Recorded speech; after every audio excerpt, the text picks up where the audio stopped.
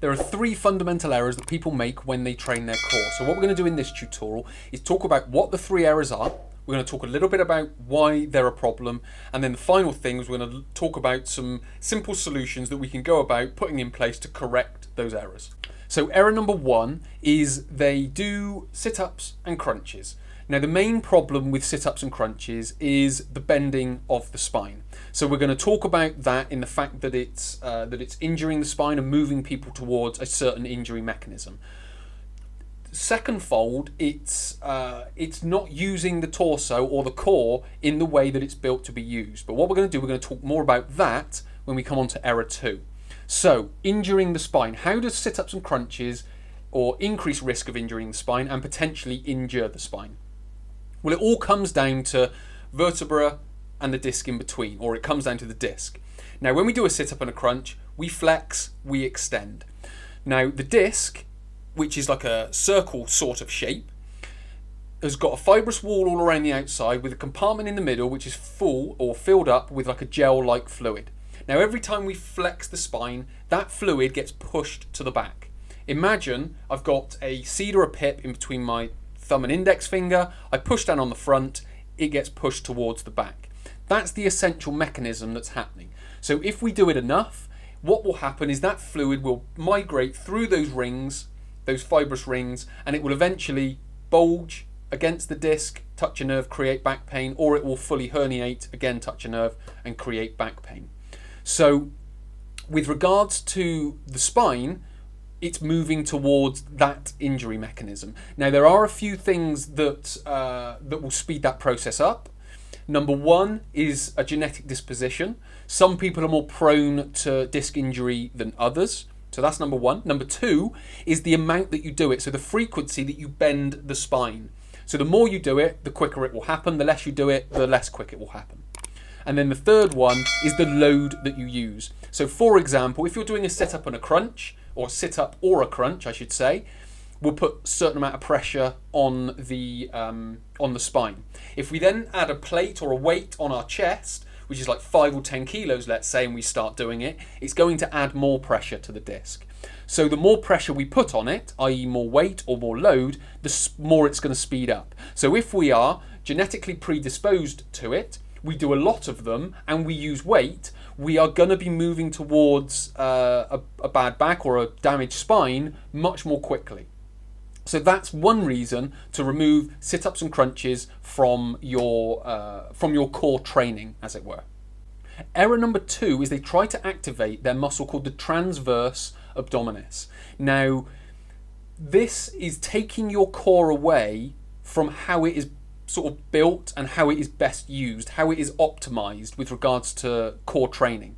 Because what you're doing is you're trying to activate one muscle that is within a compartment of many muscles. So what you're saying is this one muscle is going to do more for me than all of these muscles together. What is more effective is if we train all of them or as many of the muscles as we can at any one time. So we need to start thinking about choosing exercises that do that. So what this is basically meaning, if we can also bring into this the sit-ups and the crunches, because again, the sit-ups and the crunches are sort of in some respects isolating certain muscles, the rectus abdominis that goes down the front. And again, that's suboptimal when it comes to core training. It might get that muscle working, but it's not working the core in the way that it's built to work. And what that means, how it's built to work, is the whole is greater than the sum of its parts. So if each of the parts could lift 5 kilos, and let's say there's 10 parts, that would be 50 kilos. But if we put all those parts together to make one unit, it would then be able to lift 75 kilos, if that makes sense. So that is the way that we want to be training the core, is as many together as possible. What's also happening if we try and access one muscle is we aren't necessarily maintaining the integrity of the spine, because the transverse abdominis doesn't stabilize the spine. What stabilizes the spine is the bracing of the abdominals and the contraction of the, let's just say, the lats. So we can bring the shoulders back and the shoulders down, which will engage rhomboids, traps, and lats. So what we're doing is from the front, we're locking the spine in place. From the back, we're locking the spine in place. So we're holding the torso in place and allowing the muscles of the hips and the shoulders, which is where the big powerful muscles are, to do their job correctly. So we want to start choosing exercises that maintain that posture of the spine, that brace the abdominals, and when we start to move with exercise, it's using exercises that maintain that neutral posture and that move from either or both the shoulders and the hips. That is how the core is designed to work. If the spine bends, there's an energy leak. So not only is it damaging the spine, there is an energy leak from a performance perspective. So it's twofold. If we bend the spine, it's not good. It's not good for the spine, it's not good for the performance. If we maintain the spine, it's better for the spine, or it's good for the spine, and it's good for the performance as well. So this is the way we need to start thinking in moving away from that mainstream idea that we need to do sit-ups, crunches, side bends, twists, activate the transverse abdominis, so on and so forth. Error number 3 is they follow the no pain, no gain philosophy or idea of training. Now that has a time and has a place, but what we've got to think about is what is that really doing? Because when we become very fatigued, we are more prone to losing posture and losing position. And that could be in a very simple exercise like the plank, or it could be a more complex exercise like a deadlift, for example. So what we need to be able to do to get the most from that is maintaining the posture of the spine by not completely fatiguing or going to complete exhaustion. What we need to be able to do, now what I will say in context with that, there is a time and a place for that, as I've mentioned at the start. But when it comes to core training, we want to train the position, because the more we train the position, the more we are likely to stay there as we get into the fatigue states. So we need to be able to spend some time practicing that position, bracing the abdominals, and being able to get into those positions and stay in those positions. And then the second thing that comes along with that is when we are fatigued, we are more prone to injury. So we're not only more prone to being out of position, but the extension of that is we're more prone to injury. And that's not only whilst we're in the gym itself or doing the training itself, but also away from the gym in everyday life, because core muscles in a sense are working all the time.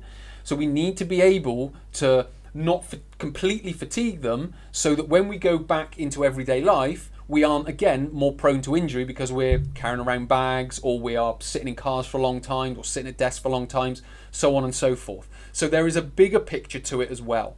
So as I've mentioned all the way through, the types of exercises that we want to be focusing on are the ones that maintain the posture of the spine, the ones that brace the abdominals and contract many muscles of the core, because the whole is greater than the sum of its parts. And then we want to be training to an intensity that we can maintain the correct posture and the correct positions all the way through. So in some respects, we need to be training the mind and training the brain to be able to do that. So we can, even when we're fatigued, we can consciously think, what's my spine doing? What's my core doing? Am I tight? Am I locked in? And am I in the right posture and in the right position? So those are my 3 errors for core training. Number 1 is doing sit-ups and crunches. Number 2 is trying to activate only the TVA. And number 3 is the training to complete exhaustion, so we are more prone to injury. So hopefully that's been helpful. Hopefully it's also given you a few ideas as to some sort of strategies that you can put in place, or a bit of thinking about some exercises that you could be doing instead, and then it can go on and improve the training. So many thanks for watching. My name's Chris from Christopher Holt Training. Speak to you in the next tutorial.